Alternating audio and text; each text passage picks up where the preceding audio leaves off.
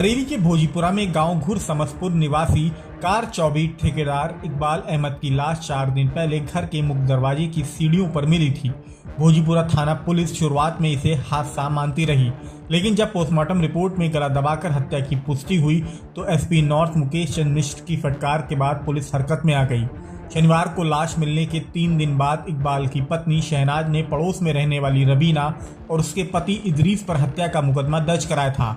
Police ने रविवार को आरोपी रबीना को गिरफ्तार करते हुए घटना का पर्दाफाश कर दिया। एसपी नॉर्थ मुकेश चंद्र मिश्रा ने बताया कि इकबाल का पड़ोस में रहने वाली रबीना से 2 महीने से अफेयर चल रहा था। दोनों की फोन पर बात होती थी। इस दौरान इकबाल फोन की रिकॉर्डिंग शौहर इदरीस को भेजने की धमकी देकर रबीना से शारीरिक संबंध बनाने लगा। इकबाल की ब्लैकमेलिंग से रबीना परेशान हो गई और उसने इकबाल को रास्ते से हटाने की ठान ली। 29 जनवरी की देर रात जब इकबाल पत्नी शहनाज को बच्चों के साथ मैके छोड़कर घर वापस लौटा तो रबीना ने उसे कॉल करी। इकबाल से मिलने के लिए उसके घर आने की बात कही। जब रबीना इकबाल के घर पहुंची तो वो उससे शारीरिक संबंध बनाने को कहने लगा। इस दौरान रबीना ने इकबाल को अपनी प्यार भरी बातों में उलझा लिया और मौका पाकर उसकी गला दबाकर हत्या कर दी। फिर उसकी लाश को घर की सीढ़ियों पर फेंक दिया और अपने घर वापस लौट गई। पुलिस ने रबीना को कोर्ट में पेश करके जेल भेज दिया है।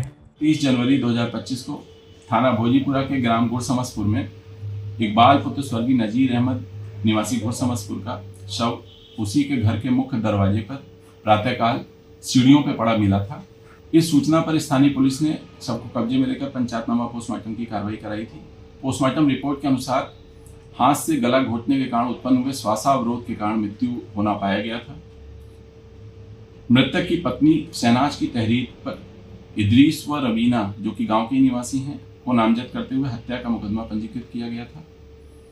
आज दिनांक 2 फरवरी 2025 को इस घटना का सफल अनावरण किया गया है तथा अभियुक्ता रबीना को हिरासत में लेकर गहनता से पूछताछ करने पर उसने अवगत कराया कि विगत 2 माह से उसका तथा मृतक का फोन से लगातार वार्ता होती थी और इस फोन की रिकॉर्डिंग अभियुक्ता रबीना के पति को देने की धमकी देते हुए मृतक ने कई बार रबीना का शारीरिक शोषण किया था, जिससे आज ही जाकर उसने प्लानिंग के तहत 29/30 को यह तथ्य जानते हुए कि मृतक उस दिन अपने घर पे अकेला था, उसकी पत्नी अपने दत्तक पुत्र को लेकर मायके गई थी।